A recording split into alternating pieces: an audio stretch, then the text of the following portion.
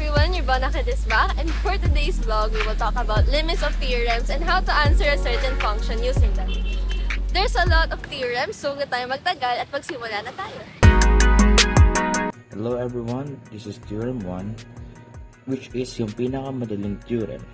Pinabasa natin ito as the limit of c as x approaches a is equal to c. Ibig sabihin lang is yung c natin is a constant. Kapag kumuha tayo ng limit ng isang constant kahit ano pa. Ang value ng x at kahit saan pa siya nag-approach, ang sagot lang ay yung value ng c natin. So, let's have some examples. Limit of 15 as x approaches to 5. Remember, na kahit ano pa ang value ng x natin, ang sagot pa rin ay yung value ng c natin, which is the constant. So, the answer here is 15. Ganun lang siya kadali. Let's proceed to Theorem 2. Hello everyone, this is Theorem 2. In this theorem, which is the limit of x as x approaches a is just equal to 2. Ang kailangan lang gawin ay kung saan nag-a-approach yung x, ayun na yung sagot natin. For example, limit of x as x approaches to 2. Ang gagawin lang natin to answer this function is to find the value of x, which is in this case is 2. Ayun na yung sagot natin. Ayun lang kapag x ang kinukuhanan natin ng limit.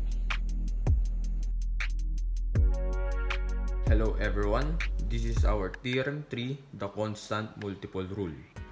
Kapag meron na tayong limit ng isang certain function fx as x approaches to a is equal to L, and kapag meron na tayong k na constant na minumultiply natin dun sa function na fx as x approaches to a, pwede na nating ilabas yung value ng constant na k tapos i-multiply na lang natin siya dun sa sagot ng limit natin na function fx as x approaches to a. Let's have an example for you to better understand. We have here our limit 5x as x approaches to 3. Kapag meron na tayong constant na nakapultiply sa function ng x, pwede na natin siyang ilabas dun sa limit natin. Magiging equals 5 limit x as x approaches 3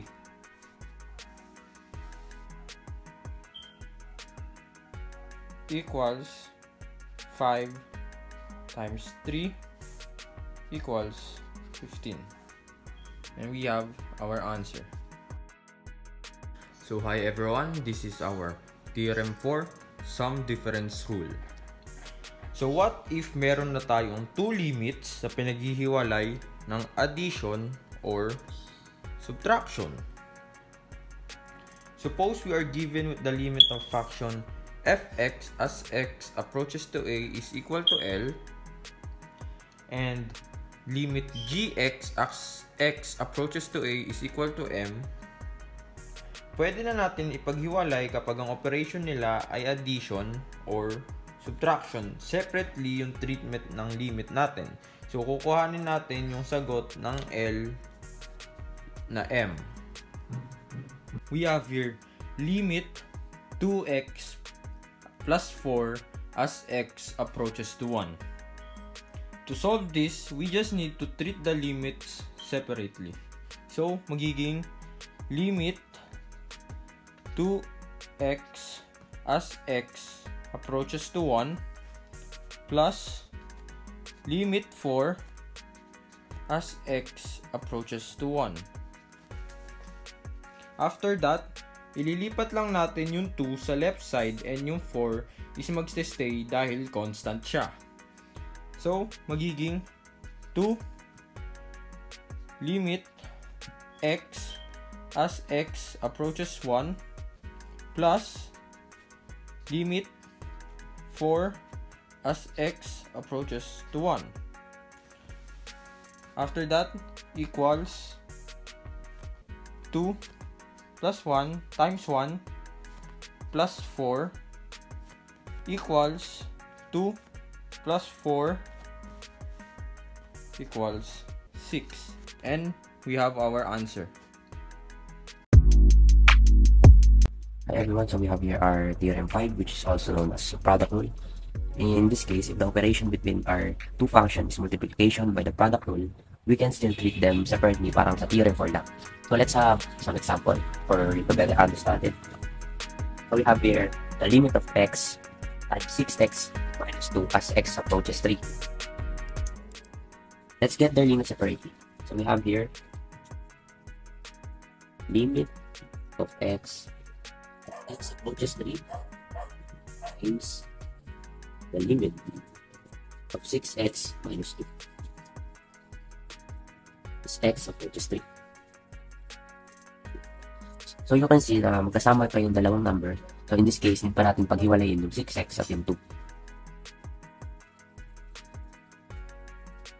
Limit of x as x approaches 3 times the limit 6x as x approaches to 3 minus limit of 2 as x approaches to 3. So yung limit of x, gawin na natin 3 and ilipat lang natin yung 6 sa labas ng limit by constant multiple rule. 3 times 6 times the limit of x as x approaches 3 minus the limit of 2 as x approaches 3. Then multiply lang natin. 3 multiply natin sa 6. Then times by 3. Nakuha natin yung 3 dahil dun siya nag-approach yung x natin. So, hindi lang natin malaman kung saan nag-approach yung 3. I mean yung x. Then, minus 2. Then, 3. 6 times 3 is equal to 18 minus 2 equals 16. 3 times 16. 3 times 16 is equal to 48. We have our answer. So, limit of x times 6x minus 2 as x approaches to 3 is equals to 48. Hi everyone, so here's our theorem 7. In theorem 7, we have limit of 1 over x raised by r as x approaches a is equal to 0. In using this theorem, we will find it out while we're applying the theorem on the example. So we have here limit of x squared minus 4x plus 3 over 2x squared plus 5 as x approaches infinity. In this case, ang pinakamataas natin na power is yung x squared, so isa-substitute lang natin yun in each numbers.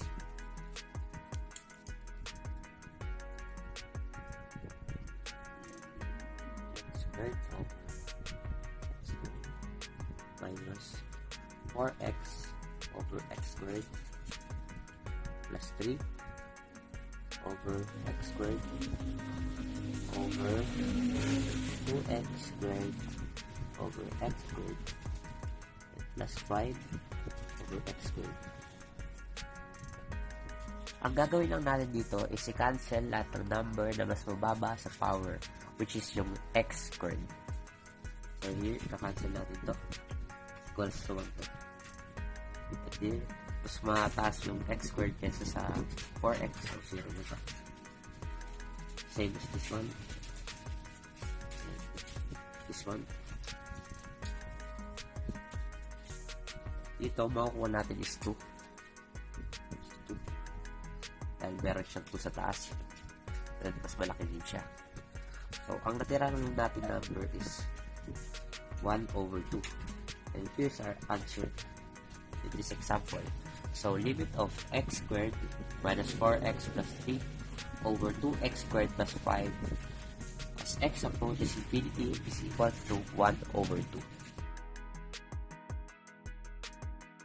Whenever you eat at a buffet, potluck, party, or holiday meal, your eyeballs may simply get bigger than your stomach. In other case, binge eating occurs frequently rather than infrequently. How much is actually excessive? And if you are indeed at that point, how do you cut back? According to Kylie Arundel, a wellness dietitian at Houston Meditas, overeating is defined as eating more than what is necessary to fuel your body. Whenever intentional or not, we all do the same at some point. The short-term symptoms of overeating are often just related to stomach discomfort, but there are a long-term consequences of overeating, which over time can negatively impact your health. This means it's important to recognize whenever you're overeating, and if you're doing it frequently, take steps to reduce the behavior. How much we can limit the food we take? Familiarize yourself with recommended proportion sizes. Portion size is critical. To keep your eyeballs checked, take advantage of nutrition food labels and reputable sources. Recommended amount of foods, these guidelines are perfect. They can help set the baseline of what realistic serving size looks like. Usually, hard to guess on your own. Knowing the recommended amount also helps you stay accountable of how much you should be eating. And speaking of accountability, you might also try eating off a smaller plate. Quote unquote, the plates we serve our food on are usually pretty large. So even just something as simple as decreasing your plate size can really help you stick to more appropriate portion size and avoid overeating, especially for those who have been taught to finish eating on your plate, says Arundel. And she notes you don't actually have to eat everything on your plate. Everything we do in our daily lives has limit. We're not aware of it. Learn to limit those things because too much is not good. Thank you.